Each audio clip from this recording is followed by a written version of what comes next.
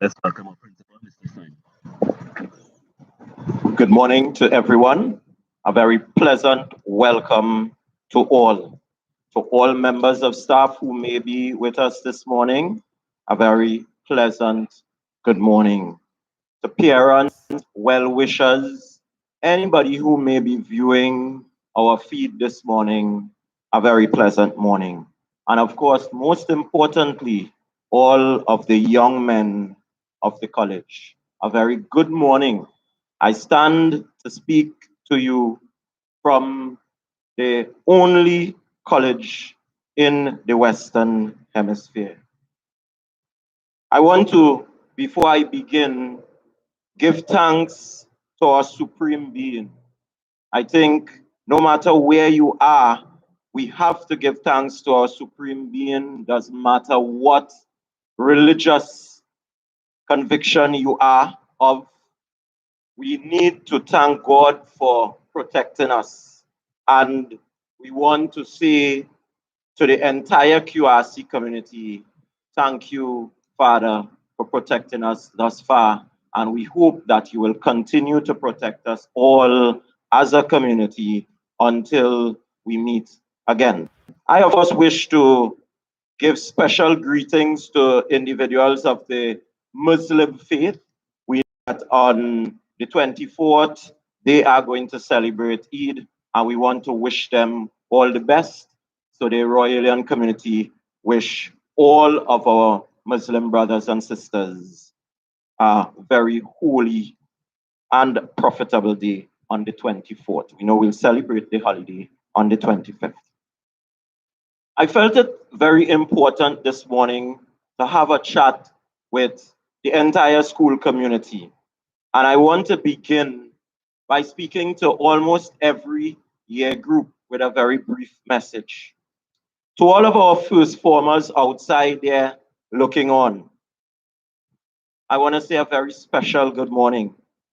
I know it seems to you like your QRC experience has been put on pause. You may think how unfair. You've worked so hard to be here, and you have had just over one term maybe before this interaction. I want to urge you though to not lose faith. Of all of us here, you have the most time. You are still going to have enough time to carve out very fond memories of Queen's Royal College. And believe me, you will have many memories. I see that majority of you have been online, listening to your teachers, doing some work. I want to congratulate the first formers on that. This is your time. This is your technology. You are very comfortable with it. and it is obvious that you are using it. Enjoy the experience, for this is the world of education. The world of education is going to change forever. So I urge you, first formers, while you are at home, enjoy it. You will have so much more time to carve out your memories here in Queen's Royal College. Contact your friends, be with your family, enjoy yourself as much as you can, because this too will pass.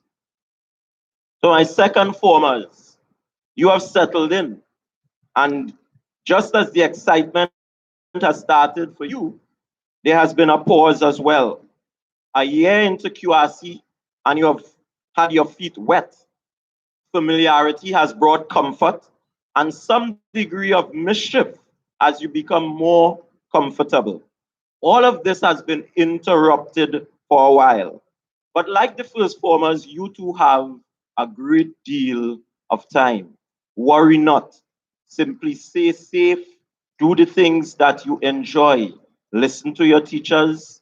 Engage one another and ensure that you learn something during this time here. And notice I said something. You can learn whatever you wish at this time, whatever makes you happy. This is the time to do it. So, third formers, you probably have a little more worry. You are probably thinking about your subject choices and what will happen. I say to you as well, worry not. Whenever we begin, we are going to have and we are going to outline a clear plan of action for you when you get back to school. You will be given every opportunity to read for the subjects that you wish to read for. All I ask is that you continue to put in some work, continue to work hard. So whatever measures we put in place so that you will be able to make your subject choices, you will be prepared. That is very important. I guess you are going to recognize that your teachers will have more of a say as they indicate your ability to deal with the subjects you wish to read for. To my fourth formers, perhaps of the entire group, you are the ones with the most difficult task. Were you in school now? You would have been taken through your paces by your teachers as you get accustomed to what is required of your SBAs. You are missing that. You are in fact preparing for your CSEC exams, and you have a lot of work to do. So you must spend some time engaging with your teachers and ensuring that you follow the syllabus of the various subjects that you are reading for at CSEC. The holidays coming up would be very important to you. Ensure that you use that time wisely. This is the time that you would have found yourself doing all sorts of lessons, more or less, as you sharpen up your skills. You must not lose sight of your goal. You must be prepared for your exams, which are going to take place down the road. Ensure that you do what you must. But as you do so, enjoy life as well. To my CSEC and CAPE students, I want to say this to you. I know that there is a great deal of apprehension. Even the authorities, even CXC, does not seem to be quite sure as to what is going to transpire. I want to say to you that your exams are not what will make you. You indeed will be made by the character that you will be made of. So I urge you, be resilient, be patient, be productive. And I want you to do this to me, for me, in fact. I want you to make a vow And I want in that vow that you are going to say to yourself that you are going to let CXC, you are going to let the Ministry of Education and all the other stakeholders handle their business. All I want for you to do is to continue being prepared. Ensure that no matter what is thrown your way, you are prepared to deal with it. I want to say to all individuals that academic engagement is important. And here I'm talking to my teachers, to my parents, those parents looking on. Academic engagement is important, especially for exam classes, because we know they have their exams coming up. But believe me, academic engagement is not the most important thing at this point in time, and I'm going to repeat it. Academic engagement is not the most important thing at this time. What is most important is the wellness of our students and our teachers and our parents. The wellness, physical wellness, mental, psychological, spiritual wellness. Those are the things that we need most in these times. So what I want to do is to encourage my students to read, to write, to create music if that is your passion, to write poetry if that is what you are good at. Enjoy the time with your family and friends. Engage them. All of these things are going to be key to your wellness. And at this point in time, these things are the most important thing in your life. Your physical, mental, and spiritual well-being is more important than any academic program that you could be involved in. You see, these things will allow you life. Once you remain safe, once you remain well, you will be alive. And once you have life, anything is possible. Let me repeat that. Once you have life, anything is possible. You can always decide to change an academic program after spending a year or two engaging in that particular program. Change your profession and still be successful. Parents, you need to understand this. Your role at this point in time is to encourage our young men, to ensure that you are the safety net, that they gather strength, encouragement from you, not running down academic achievements at this point in time. The academic achievement must fall within a particular goal, a particular aim, where their physical, mental, psychological, spiritual well-being is as important, because without it, you will not be able to facilitate any academic achievements. To my teacher looking on, we need to recognize that while we are here to engage academically, our biggest role is to engage them to ensure that they remain healthy and positive. A really big task of all teachers at this time, for you to have to establish the same goals for yourself, because you have to remain safe, and for your family. Our roles as teachers have changed forever. I want you to understand that. Our roles as teachers have changed forever, and so have our classrooms. We have to use this time to reflect, to do what we must, for change is imminent. And I want to warn you that change, when you return, will be radical and immediate. Let me just say that again.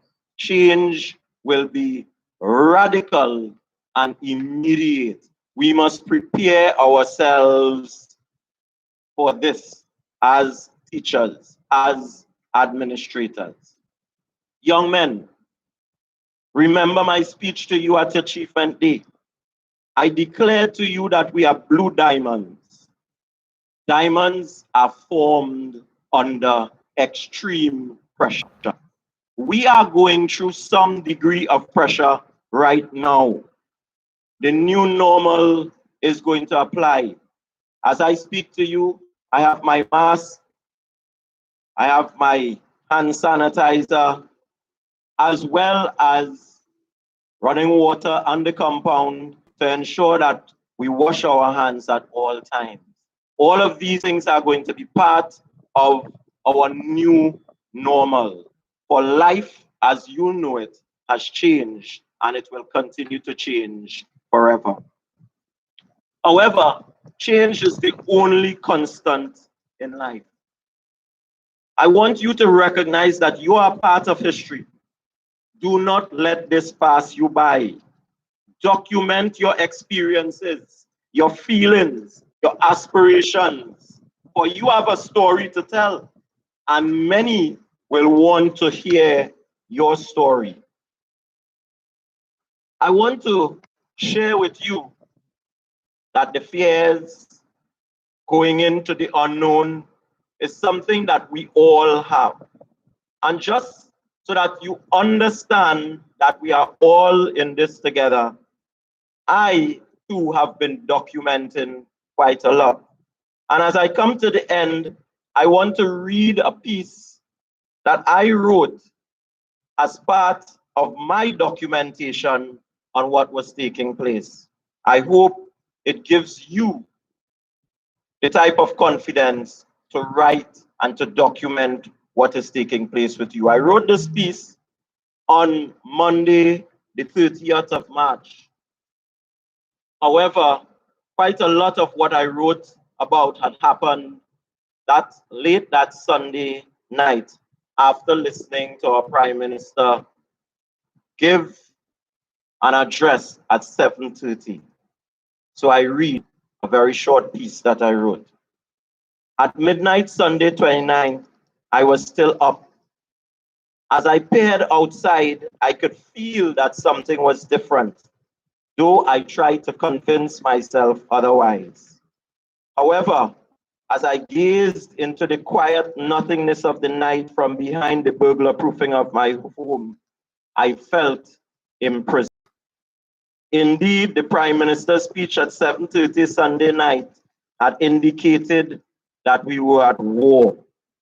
I had spent so much of my life as a history teacher discussing war and its destruction and isolation. Little did I know that I would be part of one, not against superpowers, but against an unseen but even more powerful pathogen. How could our world have changed so quickly? As I gazed into the uncertain night, I could not help but think about men like Nelson Mandela, who had had their freedom taken away from them by other men like myself. Whoa, what a human being. To live for so many years with his freedom curtailed and emerge to be a major world leader. Motivation for me to be an even better leader. It was this thought that was the motivation for me to rise this Monday morning, give thanks to God, and send messages to my staff, as I too offer them hope and leadership from afar. So near, but yet so far. Deep down, I already miss the bustle of running together with my staff, the Imperial College. However challenging though, I must continue to lead. Thank you for the internet. Can you imagine how it was in those earlier times? Connectivity gives us hope. At this time, we must all remain connected and positive. That was just a little piece that I did to deal with my own feelings of what was taking place. And I urge my students, teachers, individuals to do things like these: music, poetry, writing, There is therapeutic worth in these activities. As I come to the end, I wish to thank a number of individuals. I want to say thank you to the PTA and Mr. George Ward for the really splendid job that they have been doing, ensuring that we are able to reach out to our student population and that I have been able to reach out to members of staff. I want to thank the members of staff of Queen's Royal College, those individuals who have taken the time to engage our students. Thank you. As principal and on behalf of my vice principal who is here with me this morning, I want to say thank you, thank you, thank you, teachers, for your support. Without you, this system is nothing. So I want to say thank you for your hard work. Do not feel that it has gone unnoticed. Despite the fact that some parents, some and a very few, I might add, can be very antagonistic at this time. I urge you to focus on the positive. As I said in my piece, remain connected and positive. I also of the parents who have supported us, and of course, all our young men who have been living through these troubling times. Remain focused, continue to, as I said, be engaged academically, but most importantly, I want you to be engaged in freedom, enjoyment of life. I remember on one occasion looking at a cartoon. There were two men in jail painting a picture, a beautiful sunrise and a field they could see from their jail cell. One prisoner had the bars and he attempted to paint what was behind the bars. The other prisoner simply painted the beautiful sunset and the fields. There were no bars. You have the power to remove all bars, and we can ensure that we get motivation from individuals like Nelson Mandela. I also wish to say thank you to Mr. Ryan Smith, because this morning would not have been possible without his help. You are not seeing him, but he is behind the laptop, safely distanced from me, which allows me not to use the mask. But this morning is possible because of his technical ability.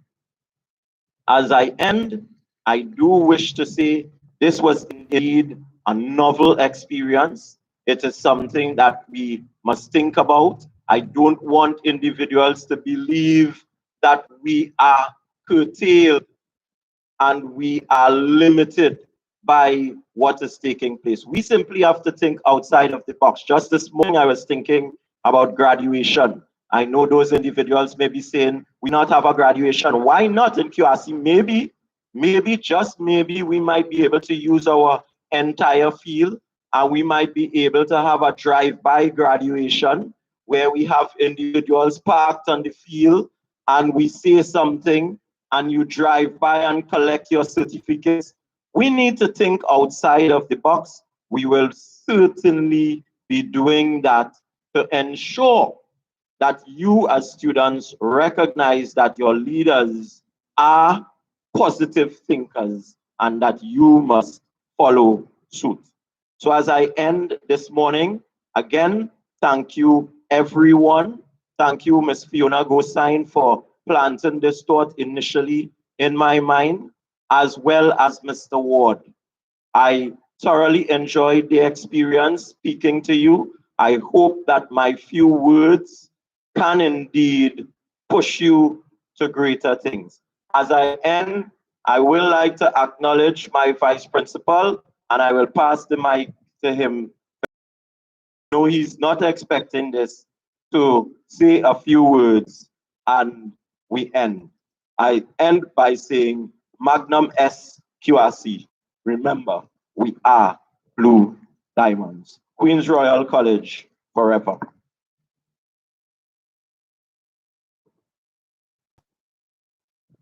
Good morning to all members of the QRC community this morning who are tuned in. It is indeed a great pleasure to address you here. Although we can't see you, you are seeing us. I would like to endorse all the sentiments expressed by our principal this morning and to thank him for his leadership, to thank all who have made this possible this morning. We are thinking of you, our students, our teachers. Our prayers are with you. We would like you to continue. Our prayers are with you. We would like you to continue to keep safe, to do what you need to do, think positive, and we look forward to seeing you in the very near future. All the best to you. Thank you. Thank you very much, Mr. Mohammed. And as we end, again, to the Queen's Royal community, do be safe, listen to all of the Ministry of Health advisory, and ensure that we are able all to return, hopefully in September, safe, when we can once again, as a family, engage in what will be the new normal. Magnum S. QRC.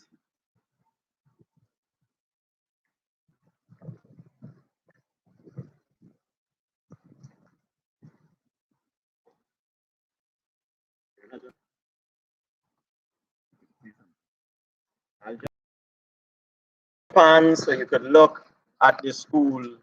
I know that this has been home away from home. It is, but the spirit is still here. So as you look at the school, go and take strength in the spirit of the royal.